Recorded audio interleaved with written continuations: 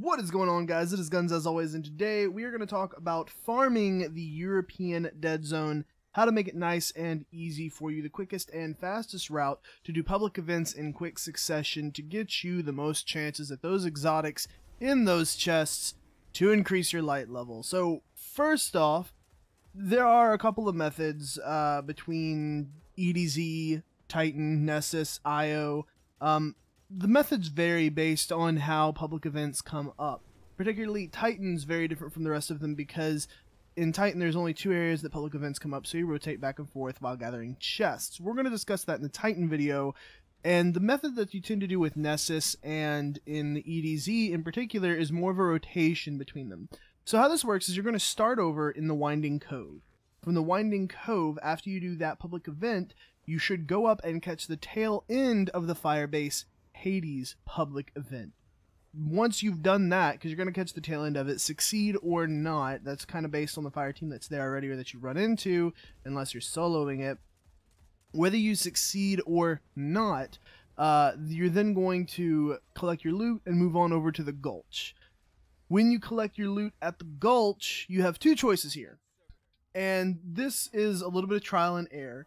What worked best for me is doing the Sludge public event. Then after the Sludge public event, you'll go back to the landing zone in Trossland, go up through the outskirts, and then back down to the Winding Cove. And if you manage to do that, you may catch the outskirts public event. If you don't, you're just going to go on to Winding Cove again and start the rotation over. That's one method. Now, the reason why this is one method is because you will sometimes catch the Taken public event in the Sludge. When you catch the Taken public event in the Sludge, that event can take a long time if there's not a lot of people there, especially if you're trying to do it on the heroic difficulty. So that can take some time if nobody else is there to assist you with it. If that takes too long, you'll miss the Outskirts public event, you'll also miss Winding Cove public event, and in some cases you may even miss Firebase Hades, because all these public events spawn very, very close together. So generally what I do with the Sludge is I go check the event out. If it's the Glimmer farm where they're using the drill, and you take out the drill and then you you stand on the Glimmer to capture it and they transmat it out of there. If it's that event, I'll stay. If it's not that event, if it's the Taken event, I'll go on down to the outskirts and try to catch that public event. If not, then to Winding Cove and start the rotation over. When you nail this rotation and you get it on point, you can do about 5 public events in 15 minutes. That's 20 public events in an hour. You're talking about 1 rep gain per hour, not to mention some of the double drops, the chests you collect along the way, the high priority targets you may kill in between. So generally on average in an hour's time, it's 25 to 30 actual tokens that you get. So in 2 hours of farming this, you'll average anywhere from 50 to 60 tokens. That's 3 rep gains with Devrim K in the Trosslands. And to farm, if you're farming legendaries, that's great. You're also getting a lot of chests for exotics. Leveling up rep with vendors as well, like Devrim K, also has a chance to drop exotics. As a matter of fact, that is where I got my Wardcliff coil from. Now, I've managed to use this farming technique, and I've gotten all the way up to 292 light without making second characters, without going through the story again, without constantly fusing my exotics into legendaries. I've actually built an entire set around the exotics that I've gotten in terms of how I fight in combat using the Insurmountable Skull for it, which is amazing. So this is a method that is a little bit slower, but I still got to 292 light playing this amount of time. I'm almost at 100 hours in Destiny doing this kind of farming method. And I've only gotten 15-20 exotics total out of this method in terms of actually getting engrams that I decrypt. Where it really comes into play is the rep gains that you're going to get. Not only are you going to get rep gains from Trossland, this is going to get you a lot of weapon parts because you're constantly getting blues and you're diffusing them. So you're going to get a lot of weapon parts. You're going to level up with Banshee a lot, who has a chance to give you exotics. And you're going to get a lot of legendary engrams as well, just naturally throughout this. And legendaries have a chance to turn into exotics. So I've only gotten 20 or so exotic engrams, but I've gotten more like 30 to 40 actual exotics from this entire thing because I have multiple sources of loot here.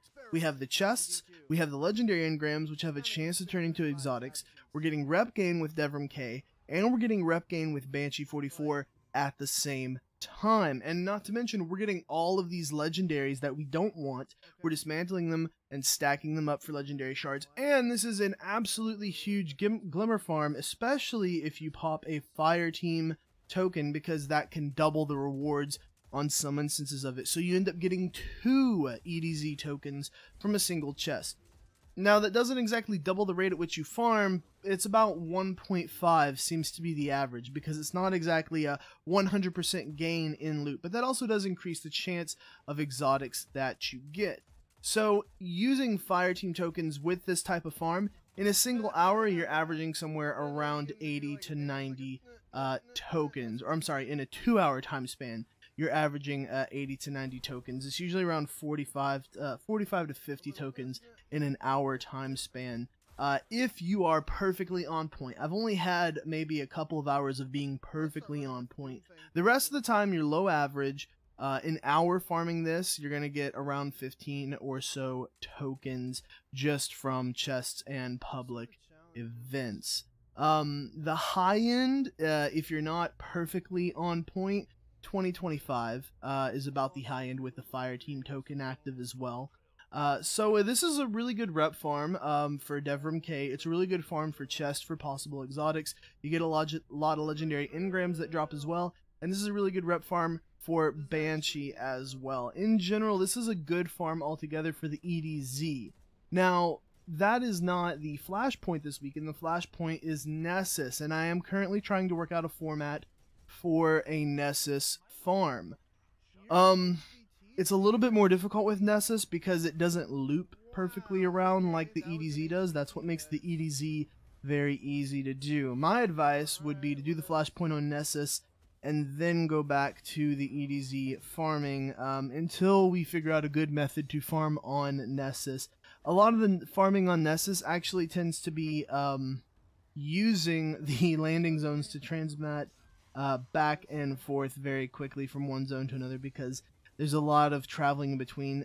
Nessus isn't a bigger zone, I would say, but it has more distance between the zones in which you actually do things and there are public events at. So there's a lot more scenery to look at as you're driving by. I would argue that Nessus is pretty close to the actual size of the EDZ, just more spaced out. Anyway, guys, that is the European Dead Zone farming. Hope that, guys, helped you out. It's a nice big loop, showing it here in this video so you guys can follow through my methods of how I go through things, how I cut through certain areas to get to the areas quicker.